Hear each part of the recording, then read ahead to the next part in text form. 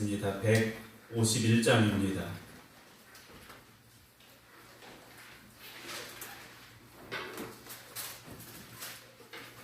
찬송가 151장입니다.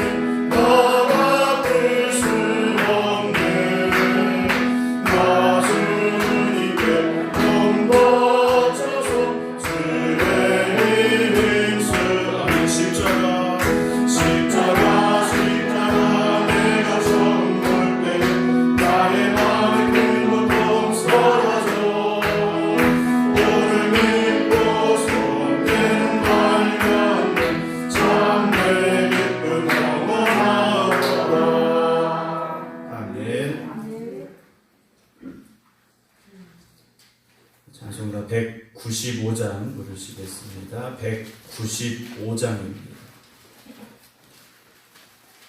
찬송가 195장입니다.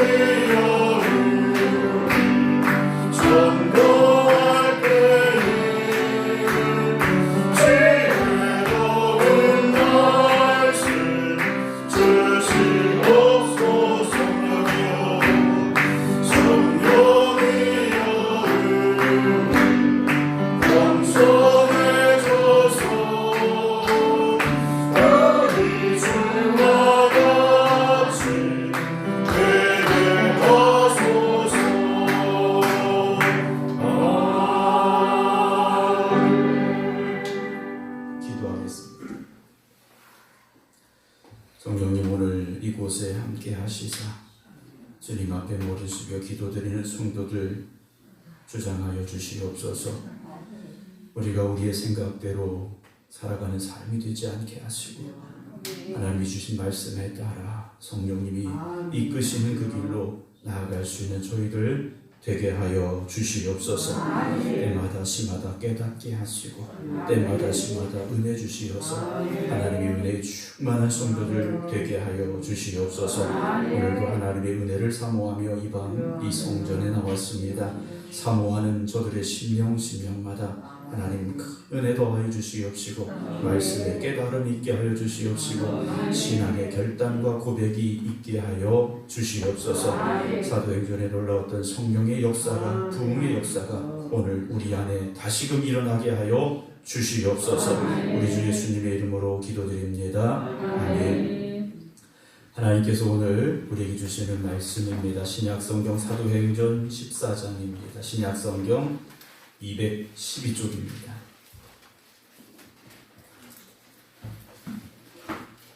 사도행전 14장 1절부터 마지막 28절 말씀입니다. 신약성경 212쪽입니다. 사도행전 14장 1절부터 마지막 절까지 봉독합니다. 이에 이고니온에서도 사도가 함께 유대인의 회당에 들어가 말하니 유다와 헬라의 허다한 무리가 믿더라. 그러나 순종하지 아니하는 유대인들이 이방인들의 마음을 선동하여 형제들에게 악감을 품게 하거늘 두 사도가 오래 있어 주를 힘입어 담대히 말하니 주께서 그들의 손으로 표적과 기사를 행하게 하여 주사 자기 은혜의 말씀을 증언하시니 그 시내의 무리가 나뉘어 유대인을 따르는 자도 있고 두 사도를 따르는 자도 있는지라. 이방인과 유대인과 그 관리들이 두 사도를 모욕하며 돌로 치려고 달려드니 그들이 알고 도망하여 루가오니아의 두 성 루스드라와 더베와 그 근방으로 가서 거기서 복음을 전하니라. 루스드라에 발을 쓰지 못하는 한 사람이 앉아 있는데 나면서 걷지 못하게 되어 걸어본 적이 없는 자라. 바울이 말하는 것을 듣거늘 바울이 주목하여 구원받을 만한 믿음이 그에게 있는 것을 보고 큰 소리로 이르되 네 발로 바로 일어서라 하니 그 사람이 일어나 걷는지라. 우리가 바울이 한 일을 보고 루가오니아 방언으로 소리 질러 이르되 신들이 사람의 형상으로 우리 가운데 내려오셨다 하여 바나바는 제우스라 하고 바울은 그 중에 말하는 자이므로 헤르메스라 하더라. 시외 제우스 신당의 제사장이 소와 화환들을 가지고 대문 앞에 와서 무리와 함께 제사하고자 하니 두 사도 바나바 바울이 듣고 옷을 찢고 무리 가운데 뛰어 들어가서 소리질러 이르되 여러분이 어찌하여 이러한 일을 하느냐. 우리도 여러분과 같은 성정을 가진 사람이라. 여러분에게 복음을 전하는 것은 이런 헛된 일을 버리고 천지와 바다와 그 가운데 만물을 지으시고 살아계신 하나님께로 돌아오게 함이라. 하나님이 지나간 세대에는 모든 민족으로 자기들의 길들을 가게 방임하셨으나 그러나 자기를 증언하지 아니하신 것이 아니니 곧 여러분에게 하늘로부터 비를 내리시며 결실비를 주시는 선한 일을 하사 음식과 기쁨으로 여러분의 마음에 만족하게 하셨느니라 하고 이렇게 말하여 겨우 무리를 말려 자기들에게 제사를 못하게 하니라. 유대인들이 안디옥과 이고니온에서 와서 무리를 충동하니 그들이 돌로 바울을 쳐서 죽은 줄로 알고 시외로 끌어내치니라. 제자들이 둘러섰을 때 바울이 일어나 그 성에 들어갔다가 이튿날 바나바와 함께 더베로 가서 복음을 그 성에서 전하여 많은 사람을 제자로 삼고 루스드라와 이고니온과 안디옥으로 돌아가서 제자들의 마음을 굳게 하여 이 믿음에 머물러 있으라 권하고, 또 우리가 하나님의 나라에 들어가려면 많은 환난을 겪어야 할 것이라 하고 각 교회에서 장로들을 택하여 금식 기도하며 그들이 믿는 주께 그들을 위탁하고 비시디아 가운데로 지나서 밤빌리아에 이르러 말씀을 버가에서 전하고 아탈리아로 내려가서 거기서 배 타고 안디옥에 이르니 이곳은 두 사도가 이룬 그 일을 위하여 전에 하나님의 은혜에 부탁하던 곳이라. 그들이 이르러 교회를 모아 하나님이 함께 행하신 모든 일과 이방인들에게 믿음의 문을 여신 것을 보고하고 제자들과 함께 오래 있으니라. 아멘. 할렐루야. 네, 오늘 마지막 수요일이어서 연합속회로 드려야 되는데 제가 이런저런 일 때문에 주보를 다 만들고 이렇게 보니까 마지막 주 수요일이더라고요. 그래서 이걸 말씀을 드리고 연합속회를 드려야 될까 고민하다가 이렇게 하신 데도 이유가 있겠지 하고 말씀을 오늘은 수요예배 사도행전 말씀을 드리고 6월달부터 우리가 식사를 하기로 했기 때문에 6월 첫 주에 오후 예배를 연합속회로 함께 식사하시고 성도들 다 같이 모여서 연합속회로 시작하고 그 다음 주부터 각 속회에서 이렇게 예배 드리는 것으로 했으면 좋겠다라는 생각이 들었습니다. 그래서 좀 목사가 실수한 부분이 있긴 하지만 여러분들이 이해해 주시고 6월 첫 주에 오랜만에 우리가 한번 다시 모이게 되는데요. 식사를 어떻게 준비해야 될까? 하시던 대로 하시면 됩니다. 더 잘하실 필요도 없고 하시던 대로 하시면 되고, 목사님 우리는 속회가 준비하기가 힘들어요 하시면 지원을 요청하세요. 그러면 저라도 와서 저라도 와서 하면 되니까 너무 부담 갖지 마시고, 제가 여러분들 호텔처럼 차리라고 이렇게 말씀드리는 거 아니잖아요. 같이 우리가 먹는다는 데 의미가 있는 겁니다. 국수를 먹든 비빔밥을 먹든 뭘 먹든 그냥 같이 모여서 먹는 게 좋은 거지, 어느 숙회는 더 잘 차렸더라, 어느 숙회는 더 맛이 있더라, 우리가 그 평가하려고 하는 게 아니니까요. 부담 갖지 마시고 걱정하지 마시고 예전처럼 하시면 그곳에 함께 나누는 하나님의 은혜가 우리에게 임하게 될 줄로 믿습니다. 교회에서는 뭘 먹어도 맛있어요. 뭘 먹어도 맛있으니까 걱정하지 마시고 준비해 주셨으면 하는 부탁을 드립니다. 그리고 지난주에 광고 드린 대로 이번 주 토요일 6시 30분에 음성서지방 장로회에서 우리 교회에서 예배드리고 회의를 갖게 됩니다. 그리고 주일 저녁 7시 30분에 우리 지방 웨슬리 연합 기념 집회, 기념 예배가 또 우리 교회에서 있게 됩니다. 우리 성도님들 모두 나오셔서 함께 은혜의 시간 될 수 있기를 부탁을 드립니다. 목사 이렇게 부탁을 드릴 때는 하시라는 이렇게 말씀이에요. 오셔도 좋고 안 오셔도 좋고 이런 말씀이 아니라 이건 꼭 오셔야 됩니다 라는 뜻이니까 여러분들이 꼭 시간 내셔서 함께 해주시기를 부탁을 드립니다. 오늘 제가 오후에 혁신도시에 있는 세무서에 좀 볼 일이 있어서 갔습니다. 번호표를 이렇게 뽑으래요. 그래서 번호표를 뽑는데 갔는데 어떤 분이 이렇게 막 오세요. 여자분이 오셔서 60세가 넘으셨냐고 이렇게 물어보시는 거예요. 저기서 마음에 상처가 있어요. 저분이 도대체 나를 보고 60세가 넘었냐고 물어보니 너무 이렇게 좀 그런 거예요, 기분이. 아니라고 그랬어요. 자신이 아니라고 그랬는데 저 뒤에 또 한 여자분 오셨어요. 그분은 제가 봐도 60세가 안 된 분이에요. 잘해 한 40대 되신 여자분이에요. 저는 머리가 조금 하얗긴 하지만 그분 머리도 까맣고, 근데 그분이 이렇게 번호를 뽑으러 오니까 그분이 또다시 오시더니 60세가 넘으셨냐고 물어보더라고요. 그래서 제 마음속에 나의 얼굴을 보고 60세가 넘었냐고 물은 게 아니라 거기 이렇게 설명을 하시더라고요. 60세가 넘으신 분들은 도움이 필요하실까봐 물어본다고 얘기를 하더라고요. 그래서 제가 위로를 받았습니다. 그러니까 우리가 살다 보면 오해할 때가 있어요. 남들이 말할 때, 나한테 대할 때 그런 의도가 아니었는데 오히려 우리가 그 말을 들으면서 오해하고 또 속상해하고 이럴 때가 종종 있는 것 같습니다. 저도 오해를 했거든요. 왜 나보고 60대가 넘었냐고 물어볼까 했었는데 그런 게 아니더라고요.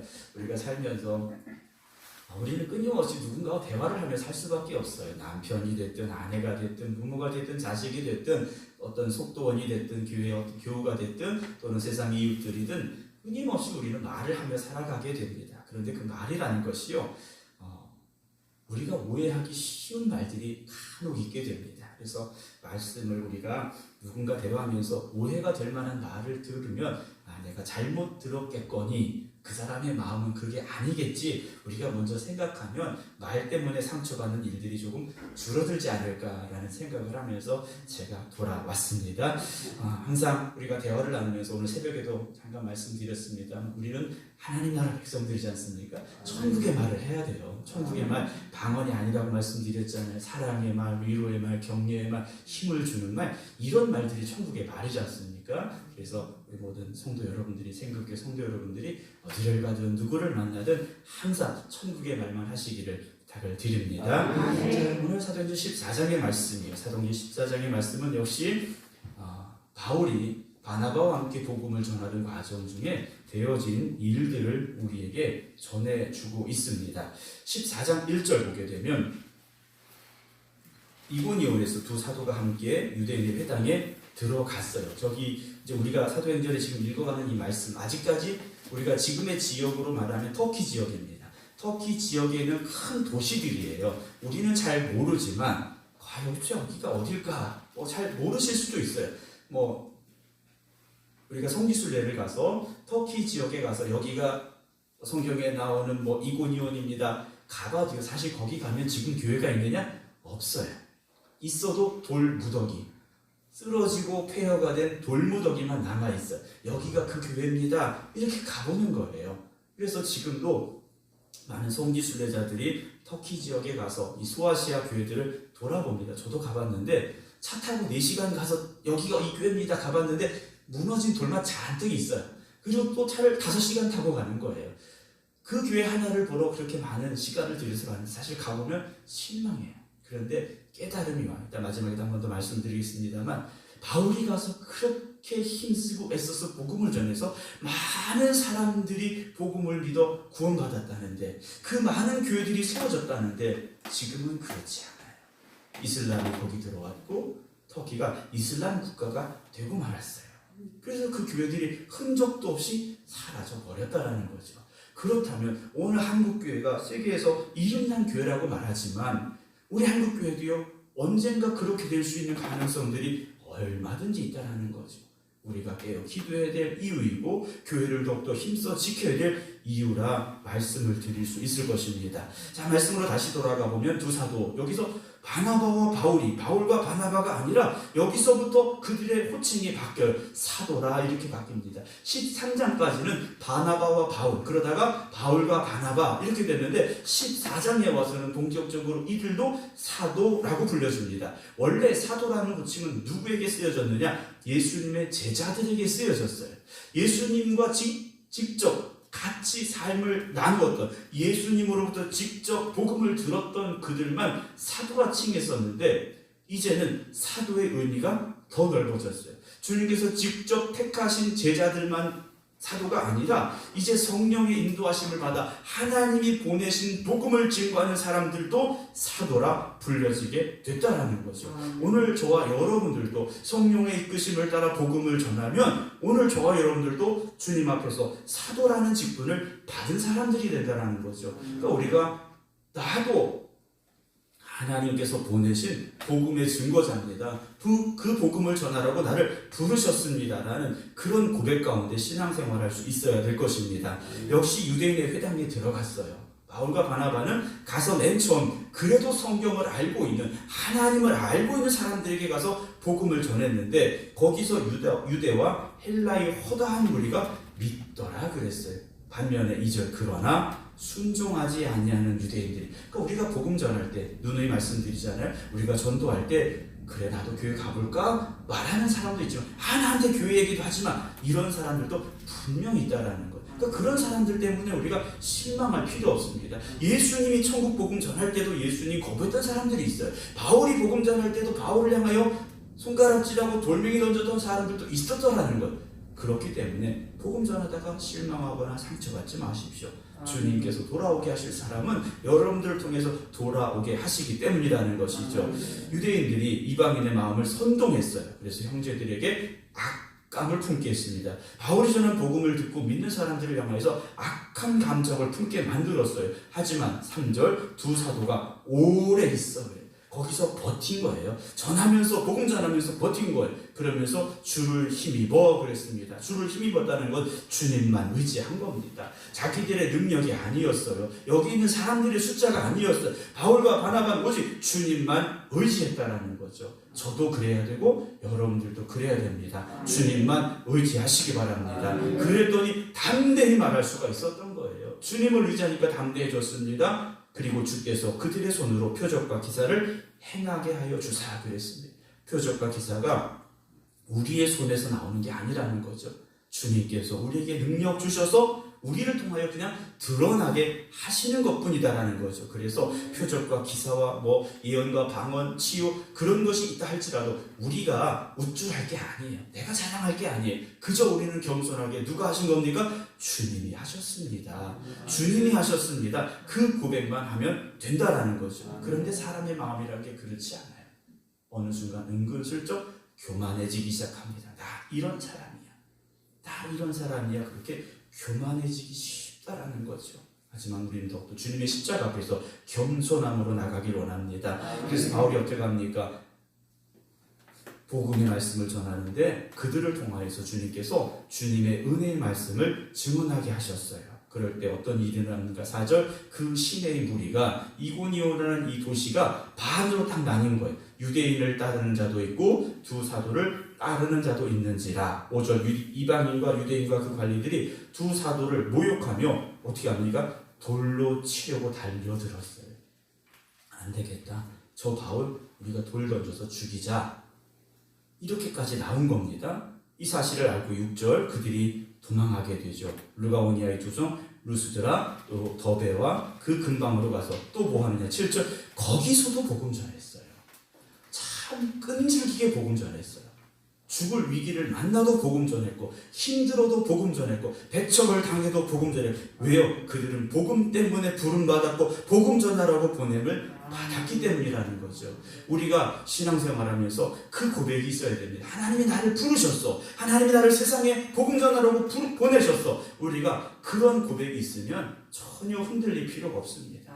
어떤 상황에서도요 시험될 일도 없다라는 거죠. 8절 루스드라는 곳에 갔는데 거기 누구를 만납니까? 발을 쓰지 못하는 한 사람이 앉아 있는데 이 사람은요 나면서부터 걷지 못한 사람, 그러니까 걸어 본 적이 없는 사람이에요. 걷는 게 도대체 뭔지도 모르는 사람이에요. 그런데 9절에 이 사람이요 바울이 말하는 것을 들었어요. 바울이 뭘 말하겠습니까? 복음에 대해서 말한 것, 예수가 우리의 구주되심을 말하는 그 소리를 가만히 듣고 있는 거예요. 그래서 바울이 그 사람이 열심히 듣는 걸 보니까 주목하여 보고 그랬어요. 그때 바울이요 이 나면서부터 걷지 못한 이 사람이 구원받을 만한 믿음이 그에게 있는 것이 보여졌다 그랬어요. 여러분 우리가 말씀을 들으면서 내가 정말 그 말씀 안에 거하고 있는지 그 말씀을 사모함으로 듣고 있는지 보여진다라는 거죠. 내가 정말 그 말씀을 사모하는 건지 내가 그 말씀 때문에 살아가야 되겠습니다라는 고백이 있는지 그 말씀이 나를 새롭게 합니다. 내가 정말로 그 말씀에서 벗어났었는데 깨닫고 회개합니다라는 그 고백이 있는지 보여진다라는 거죠. 그래서 바울이 이 사람을 보니까 구원받을 만한 믿음이 있었어요.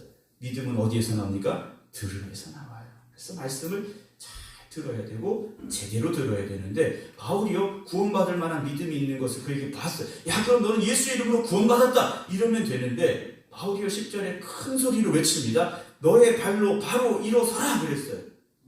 너의 발로 빨리 일어서 그랬더니 그 사람이요 일어나고 걸었다 그랬어요. 이게 바울이 한 거겠습니까? 역사하시는 주님께서 하셨더라는 거죠. 이 놀라운 기적이 일어난 거예요. 그 동네 사람 다 아는데 이 사람이 일어나 걷는 겁니다. 11절에 무리가 바울이 한 일을 보고 루가오니아 그 동네 방언으로 소리 질렀어요. 신들이 사람의 형상으로 우리 가운데 왔다. 신이 여기 왔다. 이건 사람이 한 게 아니라는 거죠. 신이 한 것이다. 그러면서 바나바는 제우스, 바울은 헤르메스라 이렇게 불렀어요. 그랬더니 13절 시 외에 아마도 이 제우스 신당이 시내에서 조금 떨어진 곳에 있었던 것 같습니다. 그 제우스를 섬기는 신당의 제사장이 소를 그리고 꽃 화환을 막 가지고 쫓아온 거예요. 왜냐? 자기가 섬기는 제우스라는 신이 사람의 형상을 하고 여기 왔다니까 빨리 와야죠. 자기가 섬기는 신에게 제사를 드려야 되는 거예요. 14절 두 사도 바나바와 바울이 듣고 자기 옷을 찢고 무리 가운데 뛰어들어가서 소리 지릅니다. 15절 여러분이 어찌하여 이런 일을 하느냐? 우리도 여러분과 같은 성정을 가진 사람이에요. 나도 당신들과 같은 평범한 사람일 뿐이다라는 거예요. 나도 당신과 같이 평범한 사람인데 그럼 이 일이 왜 일어났느냐? 이제부터 말씀 속에 나오죠. 여러분에게 복음을 전하는 것은 이런 헛된 일을 버리고 제우스 신을 섬기는 신당의 사람 또 그 신을 섬겼던 사람 이런 게 다 뭐라고요? 헛된 일이라는 거죠. 우상을 섬기는 헛된 일인데 이걸 버리고 천지와 바다와 그 가운데 만물을 지으시고 살아계신 하나님께로 돌아오게 합니다. 이게 내가 할 일이다.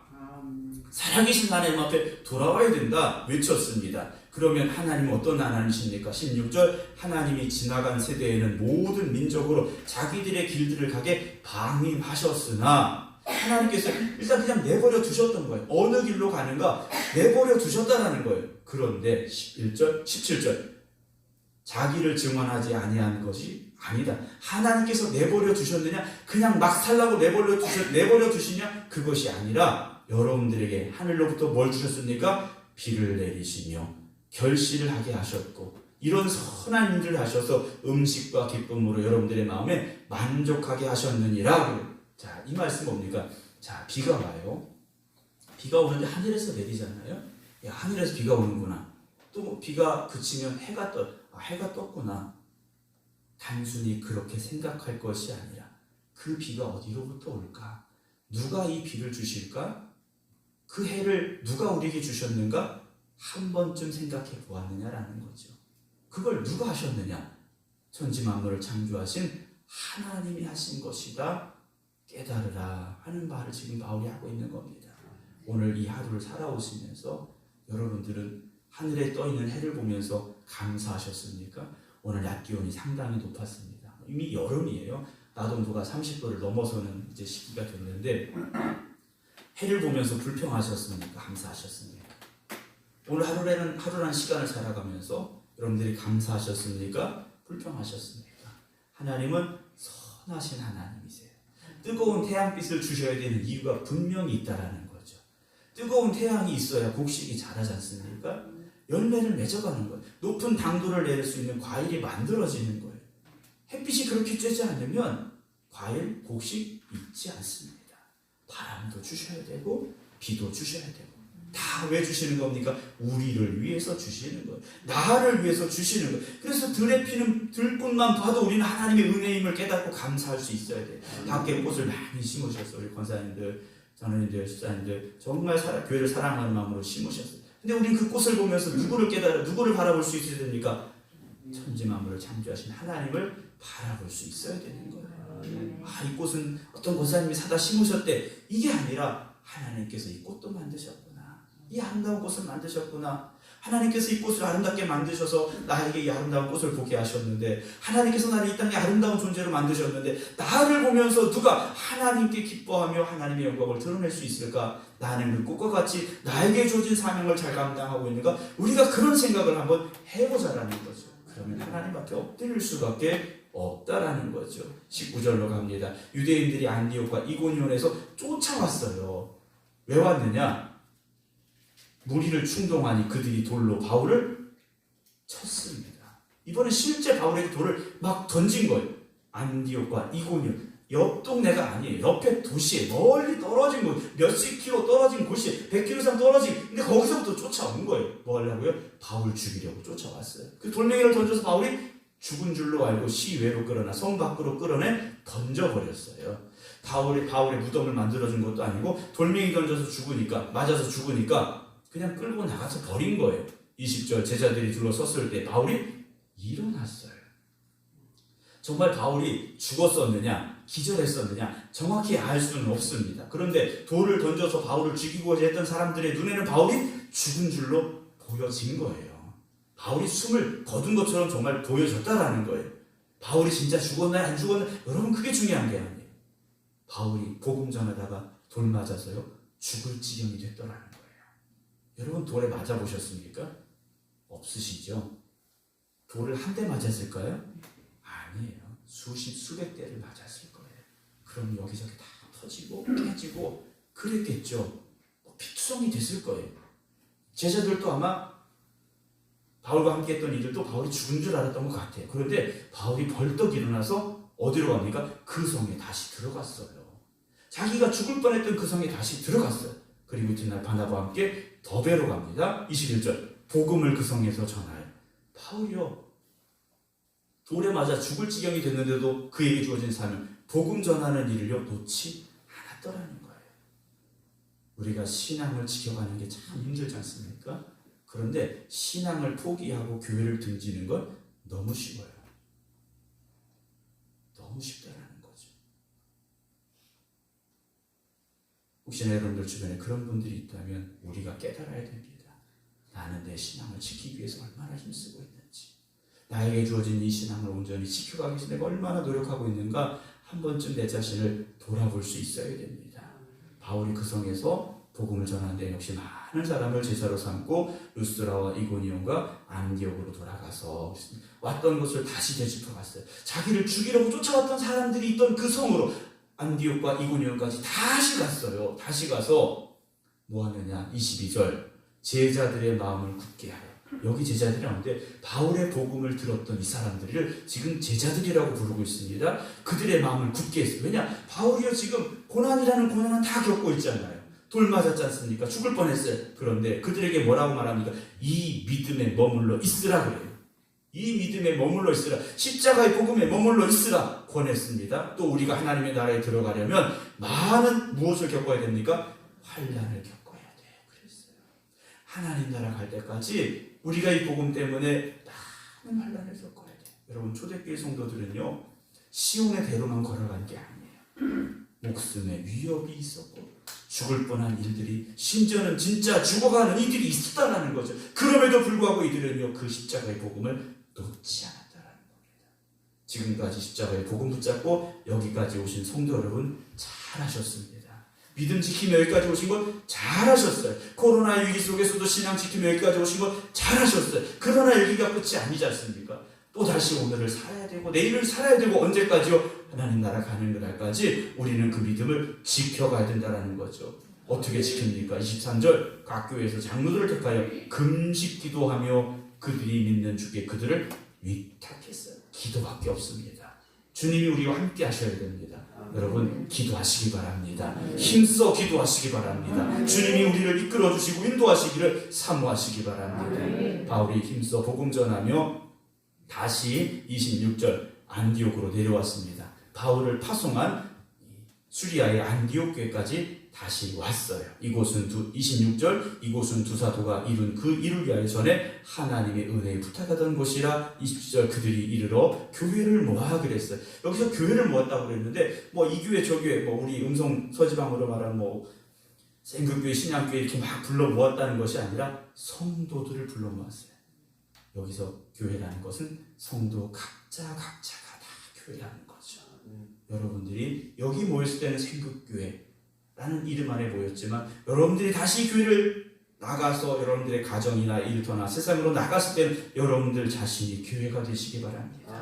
교회가 되려면 한 가지, 하나님이 내 안에 거하셔야 됩니다. 하나님이 내 안에 거하셔야 돼요. 그리고 우리가 그 하나님의 영광을 위해 살아가야 된다라는 것이죠. 오늘도 사도행전 14장을 통하여서 우리가 깨달아야 될 말씀들 깨닫게 하시고 우리가 나아가야 될 길 밝히 보여주시어서 우리에게 주신 사명 잘 감당하며 하나님 나라 가는 그날까지 그 믿음 잘 지켜가는 성도들 되게 해주시옵소서. 그 사명 잘 감당하게 해주시옵소서. 힘써 기도하시고 그 믿음의 길로 가는 우리 모든 성도들 되시기를 주님의 이름으로 축원합니다. 기도하겠습니다.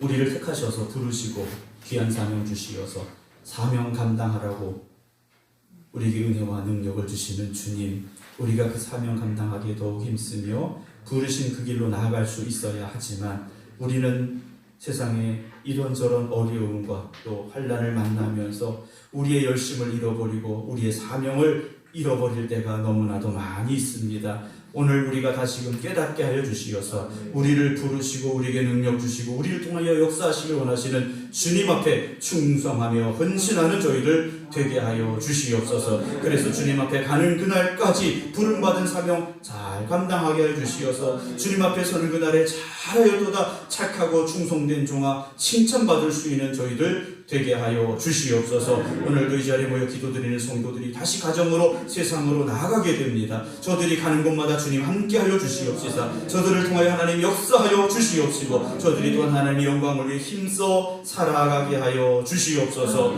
이제는 우리 주 예수 그리스도의 은혜와 아버지 하나님의 푸진하신 사랑하심과 성령님의 감동 감화 역사하심이 오늘도 부름받아 이 자리에 나온 또 각자의 가정에서 믿음으로 예배드린 모든 성도들 위해 이제부터 영원토록 함께 하시기를 간절히 축원하옵나이다. 아멘.